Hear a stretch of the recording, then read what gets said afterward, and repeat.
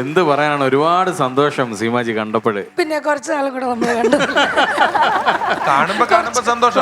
അതാണ്, കാണുമ്പോ സന്തോഷം കൂടും. കഴിഞ്ഞ സിനിമയിലും ഞങ്ങൾ എത്ര ദിവസം ഒരുമിച്ചുണ്ടായിരുന്നു. നമ്മുടെ വിഷ്ണുവും ബിബിനും കൂടെ ഹീറോസ് ആവുന്ന ഒരു പടമുണ്ട്, മരതകം. അതിനു മുമ്പ് കേശു ഉണ്ടായിരുന്നു. കേശു വീടിന്റെ അതിൽ നിങ്ങൾ ഭാര്യയും ഭർത്താവല്ല, പ്രിയങ്ക ചേച്ചിയായിരുന്നു. പക്ഷെ എനിക്ക് ആഗ്രഹം ഉണ്ടായിരുന്നു, പക്ഷെ എനിക്ക് തന്നില്ല വേഷം. ഞാൻ ജാഫർക്കയുടെ വൈഫായിട്ടുണ്ടായിരുന്നു ആ സിനിമയില്. സീമ ചേച്ചി ഈ പരിപാടിയിലേക്ക് വിളിക്കുമ്പോൾ നമ്മൾ ഈ പരിപാടിയിൽ എത്രയോ തവണ പറഞ്ഞിട്ടുള്ളൊരു വാക്കാണ് ഷെയറിങ് ഹാപ്പിനെസ്. അങ്ങനെ വരുമ്പോൾ സീമ ചേച്ചിയെ പറ്റി പറയുന്നതിനകത്ത് സീമ ചേച്ചി അഭിനയിച്ച ദൂരദർശൻ തൊട്ടുള്ള സീരിയലുകൾ, സിനിമകൾ, സ്റ്റേജ് ഷോകൾ, കോമഡി പരിപാടികൾ, ഇഷ്ടം പോലെ കാര്യങ്ങൾ ഉണ്ടെങ്കിലും നമ്മൾ പറയുന്ന ഒരു പെർഫോമൻസിലൂടെ ആളുകളെ ചിരിപ്പിക്കുന്നതിനപ്പുറമുള്ള ഒരു സന്തോഷം പങ്കുവെക്കുന്ന ആളാണ് സീമ ചേച്ചി. ഞാൻ അതിന്റെ ഒരു ഉദാഹരണം, എനിക്ക് ഇവിടുന്ന് ബാക്കിലോട്ടൊരു ഏകദേശം ഒരു 15 വർഷം മുമ്പ്, അതൊരു നമ്മുടെ പരിപാടിയുടെ സ്വഭാവത്തിന് ചേരുന്ന കാര്യമാണോന്ന് അറിയില്ല, പക്ഷെ പറയാതെ പോകാൻ പറ്റില്ല. സീമ ചേച്ചി എന്നെ വിളിച്ചിട്ട് പറഞ്ഞു, ഒരു പരിപാടിക്ക് വരണം, എൻ്റെ ഒരു പരിപാടിയാണ്, അതിന് പൈസയൊന്നുമില്ല, പരിപാടിക്ക് വരണം. ശരി ചേച്ചി വരാം എന്നൊക്കെ പറഞ്ഞ് ഞാൻ ആ പരിപാടിക്ക് പോയപ്പോൾ ഒരു 10 വയസ്സിൽ താഴെയുള്ള ഒരു 25-30 കുട്ടികളുണ്ട് അവിടെ. 10 വയസ്സിൽ താഴെയുള്ള 30-ലധികം കുട്ടികൾ അവിടെ ഉണ്ട്. അവരുടെ കൂടെ നമ്മൾ പാട്ട് പാടുന്നു, അവരുടെ ബലൂൺ പെറുക്കുന്നു, അവർ കുട്ടികളൊക്കെ കളിക്കുന്നു, രസിക്കുന്നു. ഇതിന്റെ ഒരു കാര്യം എന്താന്ന് വെച്ച് കഴിഞ്ഞാൽ ഈ 30 കുട്ടികളും ഒരു 2-3 വർഷത്തിനകം മരിച്ചു.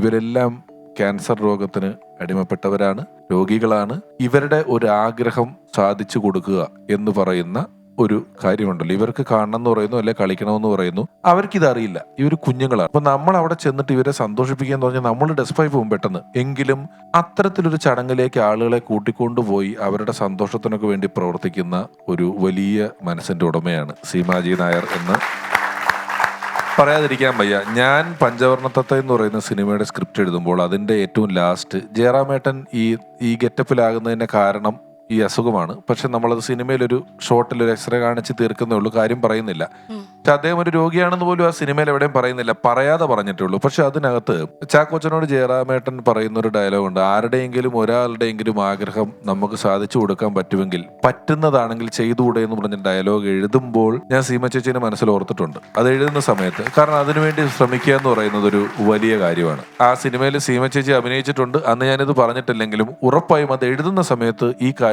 ഞാൻ എൻ്റെ കൂടെ എഴുതിയ ഹരിയോട് പറഞ്ഞിട്ടുണ്ട്, ഇങ്ങനെ ഒരു സംഭവമുണ്ട്, ആഗ്രഹം സാധിച്ചു കൊടുക്കൽ. സിനിമ തീരുമ്പോൾ ലാസ്റ്റ് ഡയലോഗ് പറയുന്നുണ്ട്, നമ്മൾ 5 പേരുടെ ആഗ്രഹങ്ങളാണ് ഈ സിനിമയിൽ തീർത്തിട്ടുള്ളത്. പഞ്ചവർണ്ണ തത്ത എന്ന് പറയുന്ന 5 പേരുടെ ആഗ്രഹങ്ങളാണെന്ന് പറഞ്ഞാൽ 5 ആഗ്രഹങ്ങൾ എണ്ണമിട്ട് പറഞ്ഞാണ് ആ സിനിമ നിർത്തിയിരിക്കുന്നത്. അങ്ങനെയൊക്കെ ആണോ ആളുകൾ കണക്ട് ചെയ്ത് മനസ്സിലായെന്ന് എനിക്ക് അറിയില്ലെങ്കിലും അതിനകത്ത് ചേച്ചിയുടെ ഒരു കോൺട്രിബ്യൂഷൻ ഉണ്ടെന്ന് ഞാൻ ഇപ്പം ഇവിടെ വെച്ച് പറയുകയാണ്. ഞങ്ങൾ ഈ പറഞ്ഞ പോലെ കേശു ഈ വീടിന്റെ നാഥൻ എന്ന് പറയുന്ന സിനിമയുടെ ലൊക്കേഷനിൽ കുറേ പേരുണ്ടല്ലോ, ജാഫർക്ക, നസീർക്ക, എല്ലാവരും ഒരുപാട് പേരുണ്ട്. അപ്പം ഞങ്ങളൊരു ബസ്സിൽ ഒരു യാത്ര ഉണ്ടായിരുന്നല്ലോ കുറേ. അപ്പോൾ കൂടുതൽ ദിവസം ആ ബസ്സിനുള്ളിലായിരുന്നു. അപ്പോൾ എല്ലാവരും ചിരിയും കളിയും കാര്യങ്ങൾക്കൊക്കെ ആണെങ്കിലും സീമാജിനെ എപ്പം നോക്കിയാലും കിട്ടില്ല, കാര്യം എപ്പോഴും ഫോണിലായിരിക്കും. ജാഫർക്കയാണ് ഭർത്താവ്. അപ്പോൾ ജാഫർക്ക പറയും, എൻ്റെ ഭാര്യ മാത്രമേ ഇപ്പോൾ ഓണി കുത്തിക്കൊണ്ടിരിക്കും, വിളിങ്ങി എപ്പോഴൊന്ന് പ്രിയാന്ന് പറഞ്ഞ് എപ്പോഴും കുറ്റം പറച്ചിലാണ്. അപ്പം കുറേ കഴിഞ്ഞപ്പോഴാണ് എന്നെ വിളിച്ചിട്ട് പറഞ്ഞു, എടാ നിനക്ക് പറ്റുമെന്നുണ്ടെങ്കിൽ കുറച്ച് കാശ് ഒരു അക്കൗണ്ടിലോട്ട് ഇട്ട് കൊടുക്കുമോ എന്ന് ചോദിച്ചു. ഞാൻ പറഞ്ഞു, എന്താ സീമാജി? പറഞ്ഞു, ഇങ്ങനെ ഒരു ആവശ്യമാണ്, അതൊന്ന് ചെയ്തു കൊടുക്കുക. ഞാൻ പറഞ്ഞു, അതിനെന്താ ചെയ്തു കൊടുക്കുക? അപ്പം അത്രയും പേര് അവിടെ ഇരുന്ന് എൻജോയ് ചെയ്ത് തമാശ പറയുന്നതിനിടയ്ക്കും സീമാജി വേറൊരു കുട്ടിയുടെയോ ആരുടെയൊക്കെയോ കാര്യങ്ങൾ നടത്തി കൊടുക്കാൻ വേണ്ടിയിട്ട് ടെൻഷൻ അടിച്ചുകൊണ്ടിരിക്കുകയാണ്. അതിന് കുറെ വഴക്കം കേട്ടു. എപ്പോഴും ഫോണിൽ ഇരിക്കുന്നത് കൊണ്ട് എല്ലാവരും വഴക്ക് പറഞ്ഞു. 24 മണിക്കൂറും ഈ ഫോൺ, ഇത് ആരോടാ സംസാരിക്കുന്നത്? ലാസ്റ്റാണ് ഞാൻ പറഞ്ഞത്, ഞാൻ ഇങ്ങനെയുള്ള കാര്യങ്ങൾ ഇതുവഴി നടത്തിക്കൊണ്ടിരിക്കുന്നത് കൊണ്ടാണ്.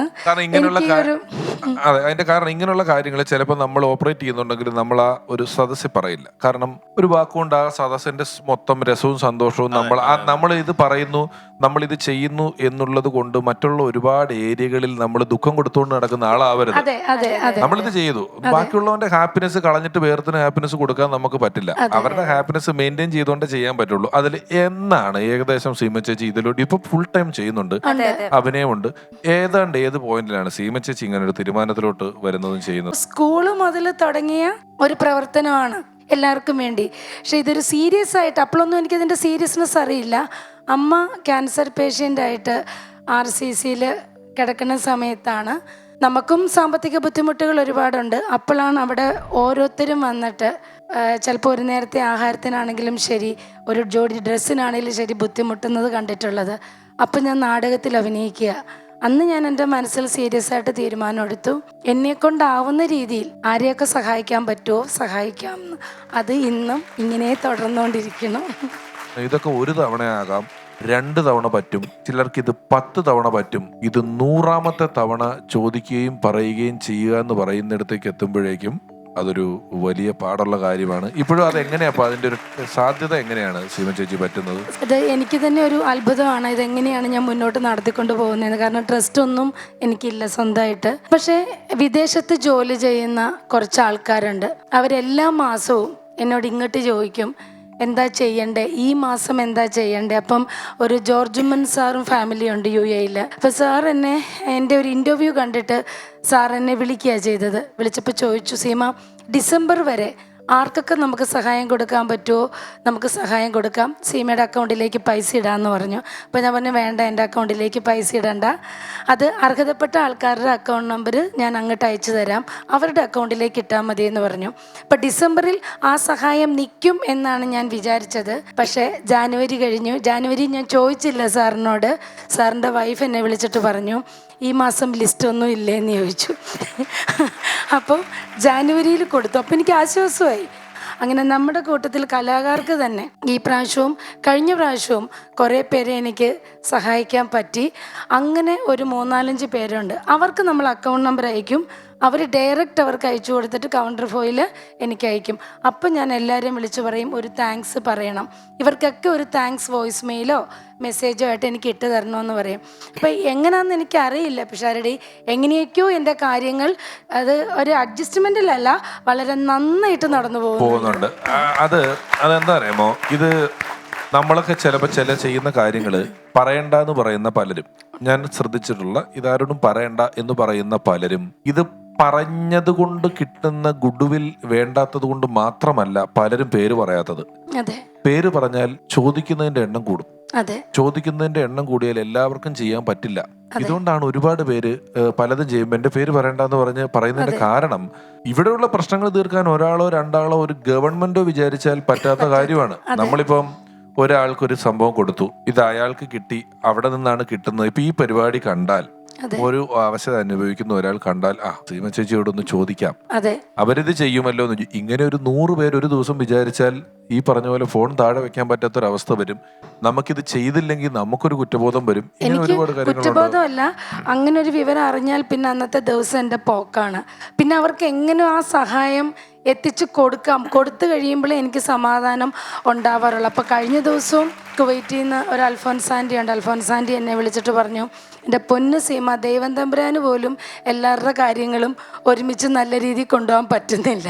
അപ്പം സീമയ്ക്ക് അറിയുന്ന കാര്യങ്ങളൊക്കെ നന്നായിട്ട് ചെയ്യണം എന്ന് നമ്മൾ വിചാരിച്ചിട്ട് കാര്യമില്ല. നിനക്ക് പറ്റുന്നതിലപ്പുറം നീ ഇപ്പോൾ ചെയ്യുന്നുണ്ട്. പറ്റുന്നത് പോലെ ഇതൊരു വശത്തൂടെ പൊക്കോട്ടെ, ഹെൽത്ത് ശ്രദ്ധിക്കുക, ടെൻഷൻ കയറി വേറെ അസുഖങ്ങൾ ഉണ്ടാക്കാതിരിക്കുക എന്ന് പറഞ്ഞു. അപ്പോൾ ഇപ്പോൾ പിഷാരടി പറഞ്ഞ ഒരു കാര്യം കറക്റ്റാണ്.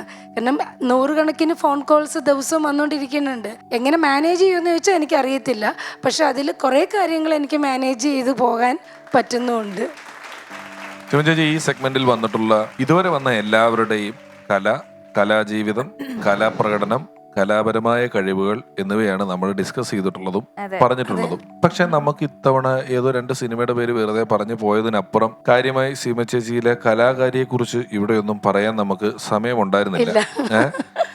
2 വരി സീമ ചേച്ചി എന്ന കലാകാരിയെ എല്ലാവർക്കും അറിയാം. കലാപ്രകടനങ്ങൾ നമ്മൾ കണ്ടിട്ടുണ്ട്. ഒരുപാട് സിനിമകളിൽ മികച്ച വേഷങ്ങൾ കൈകാര്യം ചെയ്തിട്ടുണ്ട്. കലാകാരിയും വ്യക്തിയും തമ്മിലുള്ള മത്സരം നടത്തുമ്പം ഒരുപാട് പേർക്ക് അത് ഒപ്പമാണ്, ഒരുപാട് പേർക്ക് കല മുന്നിലാണ്. എന്നാൽ വ്യക്തി കലാകാരിയേക്കാൾ ഒപ്പമോ മുന്നിലോ ആയതുകൊണ്ടാണ് ഇന്ന് അങ്ങനെ സംഭവിച്ചത്. ഈ പരിപാടിയിൽ വന്നതിൽ വളരെ വലിയ സന്തോഷം ഈ അവസരത്തിൽ അറിയിക്കുന്നു. സീമാജി, ഈ അടുത്തൊരു മദർ തെരേസ അവാർഡ് കിട്ടിയെന്ന് പറഞ്ഞത് വളരെയധികം സന്തോഷം. അതുപോലെ തന്നെ നമ്മുടെ ഈ അഭിനയ രംഗത്താണെങ്കിലും ഈ പൊതുപ്രവർത്തന രംഗത്താണെങ്കിലും കിട്ടിയിട്ടുള്ള അതുപോലുള്ള അംഗീകാരങ്ങളെ കുറിച്ചൊന്ന് പറയാം. അംഗീകാരം മദർ തെരേസയാണ് സാമൂഹിക പുരസ്കാരം. അത് സാമൂഹിക സേവനത്തിനുള്ള അവാർഡ്. അത് കലയുടെ പ്രഥമ പുരസ്കാരം ഗവർണറിൽ നിന്നാണ് സെപ്റ്റംബർ 21 ഏറ്റുവാങ്ങിയത്. പിന്നെ ഏറ്റവും നല്ല നാടക നടിക്കുള്ള സ്റ്റേറ്റ് അവാർഡ് കിട്ടിയിട്ടുണ്ട്, അത് 92-ൽ. ഏറ്റവും നല്ല TV നടിക്കുള്ള അവാർഡ് കിട്ടിയിട്ടുണ്ട് 2014-ലാണ് അത് കിട്ടിയിരിക്കുന്നത്. പിന്നെ ഇപ്പം ഒരു Baithulmal ഫൗണ്ടേഷൻ്റെ woman of the year പുരസ്കാരം. അത് നമ്മുടെ സാമൂഹിക സേവനത്തിനാണ്.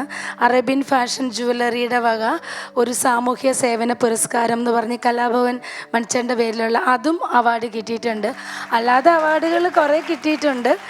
പക്ഷേ ഇതാണ്. മാത്രമല്ല ഫണ്ട്സ് അപ്പോൺ എ ടൈമിന്റെ എക്സലൻസ് അവാർഡ് കിട്ടിയിട്ടുണ്ട്. കിട്ടിയിട്ടില്ല, തരാൻ പോണതല്ലേ ഉള്ളൂ. അടുത്ത പരിപാടി പോകുമ്പോൾ ഇതും കൂടെ പറയണമെന്ന് പറയാൻ വേണ്ടി വന്നതാണ്. അത് തീർച്ചയായിട്ടും ഞാൻ പറഞ്ഞോളാം. ചേച്ചി, രമേശ് ഏട്ടൻ 15 വർഷങ്ങൾക്ക് മുൻപുള്ള ഒരു കഥ പറഞ്ഞു. പക്ഷേ എനിക്ക് റീസെൻ്റ് ആയിട്ട് ഈ അടുത്ത കാലത്ത് വരെ ചേച്ചി ഈ ഒരു മേഖലയിൽ സജീവമായിട്ട് പ്രവർത്തിച്ചു വരുന്നു. അപ്പോൾ അതിൽ എടുത്തു പറയേണ്ട എല്ലാവരുടെയും ശ്രദ്ധയിൽപ്പെട്ട ഒരു കാര്യമാണ് നമ്മെ വിട്ടുപോയ ആക്ട്രസ് ശരണ്യയുടെ ഒരു എന്താ പറയാ. അല്ല, ശരണ്യ എല്ലാവർക്കും അറിയാവുന്ന കാര്യമാണ്. ശരണ്യ എനിക്ക് മോളെ പോലെയായിരുന്നു. കഴിഞ്ഞ ഒരു 10 വർഷം അവളുടെ ഒപ്പമാണ് ഞാൻ യാത്ര ചെയ്തത്. അപ്പം ആ ഒരു മോളെ എത്രത്തോളം എനിക്ക് ചേർത്ത് പിടിക്കാൻ പറ്റിയോ അത്രത്തോളം ചേർത്ത് പിടിച്ചു. അവളുടെ ജീവൻ വിട്ടുകൊടുക്കാതിരിക്കാൻ മാക്സിമം ഫൈറ്റ് ചെയ്തു. അവൾക്ക് ചെയ്യാൻ പറ്റുന്ന എല്ലാ ട്രീറ്റ്മെൻറ്റും അവൾക്ക് വേണ്ടി ചെയ്തു കൊടുത്തു. അവളുടെ എല്ലാ ആഗ്രഹങ്ങളും സാധിച്ചു. പക്ഷേ അവളുടെ ജീവൻ പിടിച്ചു നിർത്താനുള്ള ആഗ്രഹം മാത്രം എനിക്ക് സാധിച്ചു കൊടുക്കാൻ പറ്റിയില്ല. അപ്പം അത് ജീവിതത്തിൽ വേദനയായിട്ട് കരുതുന്നു. അതുപോലെ തന്നെ നന്ദൂട്ടൻ എപ്പോഴും എന്നോട് പറയാ, എന്നെ യശോദാമ്മയെ പോലെ കാണണമെന്നാണ് പറയുന്നത്. അപ്പം നന്ദൂട്ടൻ പോയി 2 മാസം കഴിഞ്ഞപ്പോഴാണ് ശരണ്യ പോകുന്നത്. അപ്പോൾ ഒരമ്മയ്ക്ക് നഷ്ടപ്പെട്ടത് 2 മാസത്തിനിടയ്ക്ക് 2 മക്കളെയാണ്.